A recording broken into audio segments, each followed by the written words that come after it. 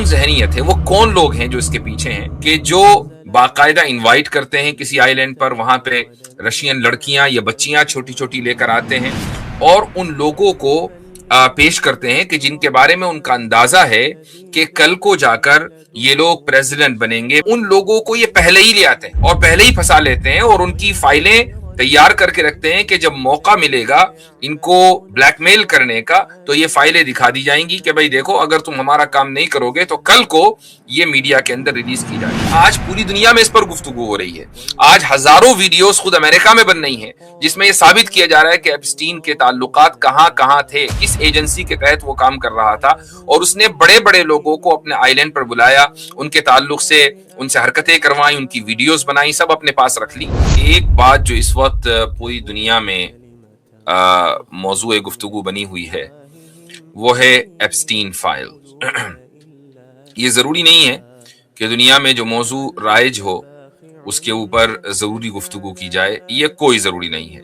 लेकिन अगर हमारा मौजू मगरिबी तहजीब है, वेस्टर्न सिविलाइजेशन है, तो ये इन मौजुआत के ऊपर गुफ्तगू करना इसलिए जरूरी हो जाता है कि इस सिविलाइजेशन के जो मूवर्स एंड शेकर्स हैं वो लोग हैं कि जो इस वक्त इस्लामोफोबिया को प्रमोट करते हैं। इस वक्त अमेरिका में ही तकरीबन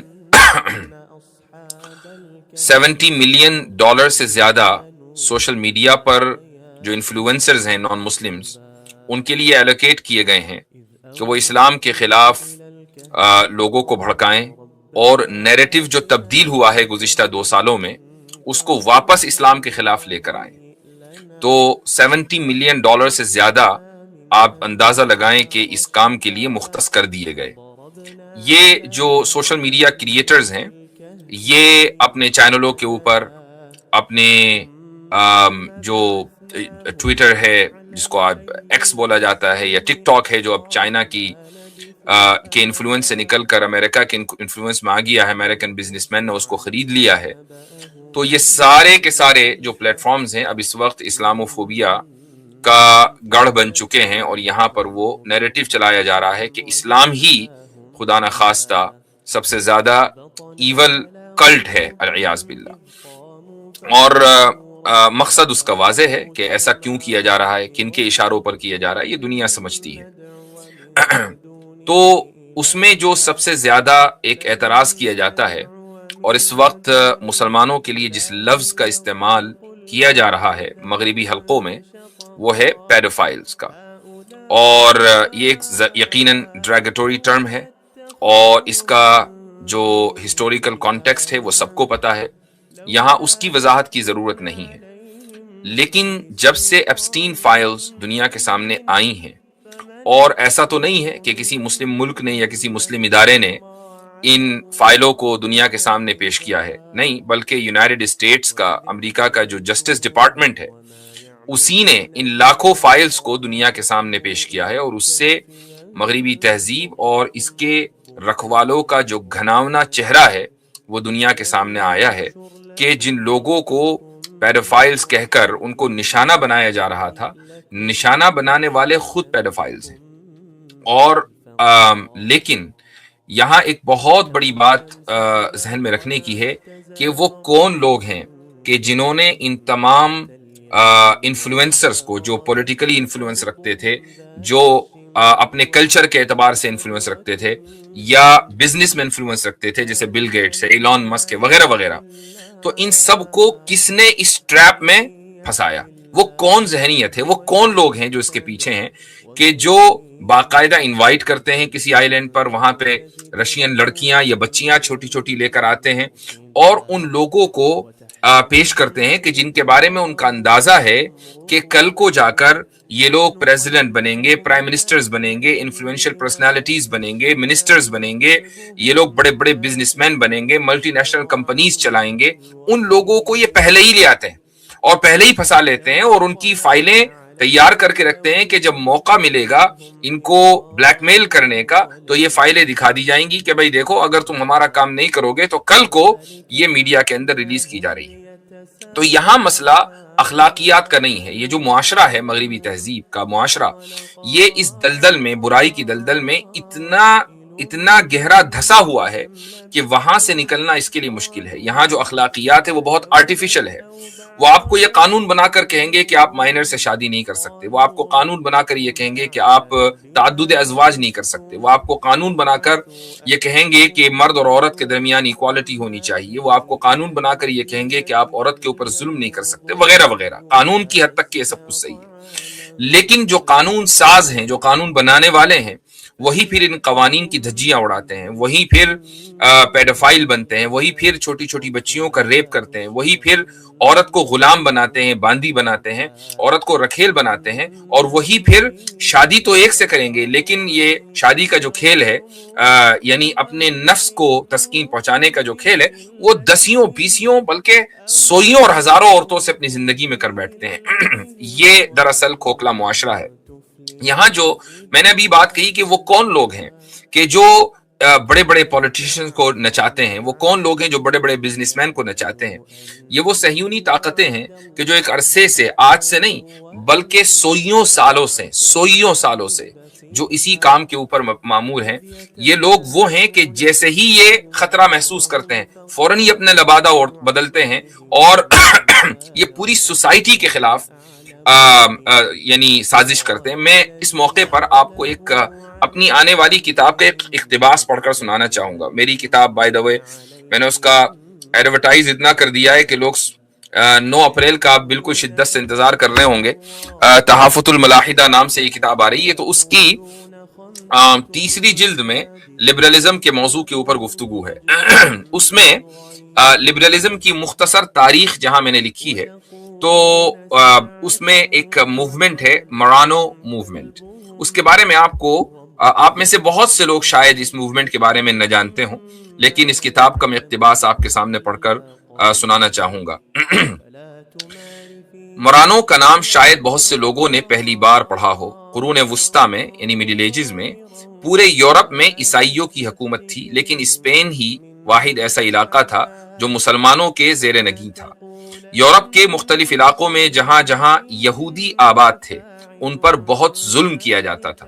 اس ظلم کی وجہ یہ تھی کہ کیتھولک عیسائی یہ مانتے تھے کہ ان یہودیوں نے ہی حضرت عیسیٰ علیہ السلام کو سولی پر چڑھایا ہے، اور چونکہ یہودی ان کے سولی پر چڑھائے جانے کو صحیح سمجھتے ہیں لہٰذا یہ بھی جرم میں برابر کے شریک ہیں. اس وجہ سے انہوں نے اسلامی حکومت میں آ کر، یعنی یہودیوں نے اسلامی حکومت میں آ کر رہنے کو ترجیح دی. یہی وجہ ہے کہ اسپین میں ایک بڑی اقلیت یہودیوں کی تھی جو عزت کے ساتھ وہاں رہتی تھی. وہ مسلمان جو اسپین میں آباد تھے ان کا تعلق المغرب الاقصی سے تھا. المغرب الاقصی کا ایک حصہ آج موراکو ہے. المغرب الاقصی کے تحت لیبیا، الجزائر، موریتانیہ وغیرہ ممالک آتے ہیں. جب اسرائیل کی ناجائز حکومت قائم ہوئی تو اس علاقے کے یہودیوں نے بھی بڑی تعداد میں اسرائیل ہجرت کی، یعنی یہ المغرب الاقصی سے ہجرت کر کے اسرائیل پہنچے. یہاں بہت بڑی تعداد میں یہودی آباد تھے اور آج بھی کسی حد تک پائے جاتے ہیں. یہ وہ یہودی تھے کہ جب اسپین میں مسلمانوں کی حکومت لٹی اور مسلمانوں نے وہاں سے ہجرت کی تو ان یہودیوں نے بھی وہاں سے ہجرت کی. البتہ وہ یہودی جو اسپین سے منتقل نہیں ہوئے ان پر ظلم و ستم کیا گیا، لہٰذا ان میں کچھ لوگ ایسے بھی تھے جنہوں نے بادل نخواستہ یا ظاہر داری کے طور پر عیسائیت کو قبول کر لیا. تلمودی شریعت پر چلنے والوں کی فطرت میں ہمیشہ سازش کا عنصر غالب رہا ہے، لہٰذا ان یہودیوں نے سازش کے طور پر ہی عیسائیت کو اختیار کیا. انہوں نے مذہبی تعلیم پر خوب توجہ دی اور اس راستے سے انہوں نے اپنی ایک حیثیت بنا لی، لیکن خفیہ طور پر وہ یہودی ہی رہے. ان لوگوں کی باقاعدہ خفیہ میٹنگیں ہوا کرتی تھیں. وہ اپنے مذہبی احکام پر عمل کرتے تھے، لیکن حقیقی طور پر یہودی اور ظاہری طور پر عیسائی ہونے کے باوجود وہ ترقی کرتے کرتے شاہی خاندانوں کے قریب ہو گئے. یہ اصل بات ہے. ان خاندانوں میں ان کی شادیاں ہو گئیں، پھر وہ چرچ کے نظام میں داخل ہو گئے اور بڑے بڑے عہدوں پر فائز ہو گئے. یہودیوں کی اس تحریک کو تاریخ میں مرانو موومنٹ کہا جاتا ہے. یہ تحریک 14ویں صدی عیسوی میں شروع ہوئی تھی. انسائکلوپیڈیا آف بریٹانیکا کی یہ عبارت ملاحظہ فرمائیں. انگریزی کی عبارت ہے، میں اس کا ترجمہ آپ کو سنا رہا ہوں۔ اسپین کی تاریخ میں مرانو اس یہودی کو کہا جاتا ہے جس نے ظلم و ستم سے بچنے کے لیے عیسائی مذہب اختیار کیا، لیکن خفیہ طور پر اس نے یہودیت پر عمل جاری رکھا۔ یہ کون کہہ رہا ہے؟ بریٹانیکا۔ 14ویں صدی کے آخر میں اسپین کے یہودیوں کو متعصب عیسائیوں کے گروہ کے ہاتھوں ختم ہو جانے کا خطرہ تھا۔ ہزاروں یہودیوں نے موت کو قبول کیا مگر اپنے مذہب کو نہیں چھوڑا، لیکن دسیوں ہزار یہودیوں نے بظاہر عیسائیت کو قبول کرنے میں ہی عافیت سمجھی۔ پھر یہ مرانو مالدار ہونے لگے اور یوں ان کو ریاست میں، شاہی دربار میں اور چرچ کے نظام میں اعلیٰ عہدے ملنے لگے۔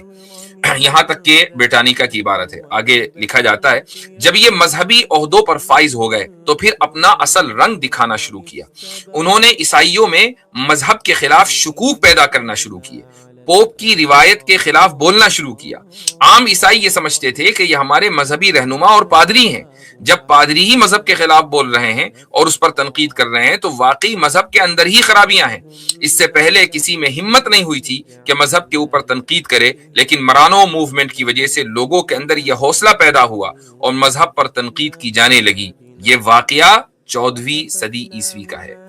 تو آپ اندازہ لگائیں کہ 14ویں صدی عیسوی میں کچھ یہودی لباس بدل کر، نیا لبادہ اوڑھ کر عیسائی بن جاتے ہیں اور پادری بن جاتے ہیں وغیرہ وغیرہ، اور اس کے بعد کیا ہوتا ہے، یہ چرچ کے نظام میں دخل اندازی کرتے ہیں۔ پروٹسٹنٹزم یہاں سے شروع ہوتی ہے، لبرلزم یہاں سے شروع ہوتی ہے، عیسائیوں کو مرتد بنا دیا جاتا ہے، ان کو دین سے پھیر دیا جاتا ہے۔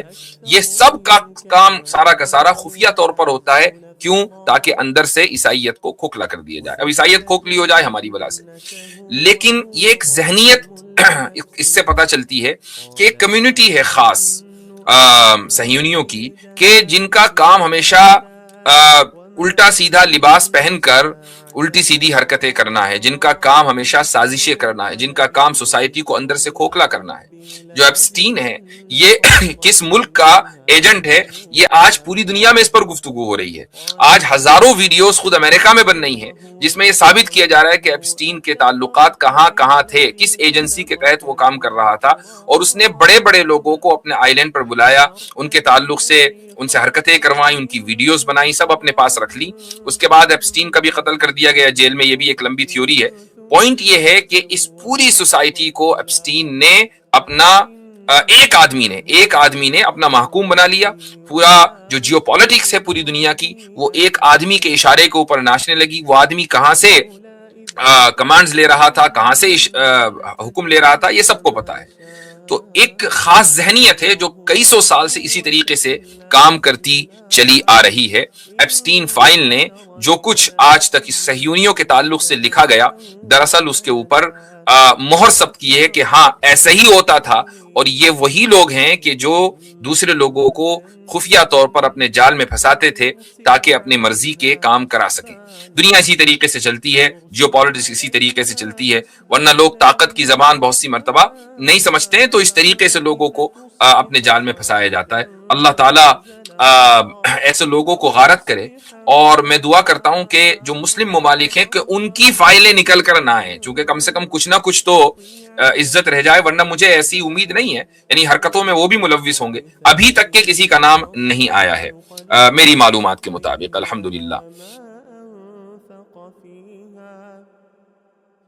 على ما أنفق فيها وهي خاوية على عروشها ويقول يا ليتني لم أشرك بربي أحدا ولم تكن له فئة ينصرونه من دون الله وما كان منتصرا هنالك الولاية لله الحق هو خير ثوابا وخير عقبا واضرب لهم مثل الحياة الدنيا كماء إن أنزلناه من السماء فاختلط به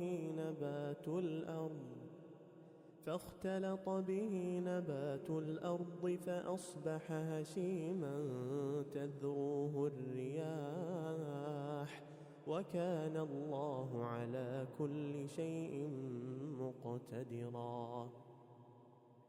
المال والبنون زينة الحياة الدنيا والباقيات الصالحات خير عند ربك ثوابا وخير أملا. ويوم نسير الجبال وترى الأرض بارزة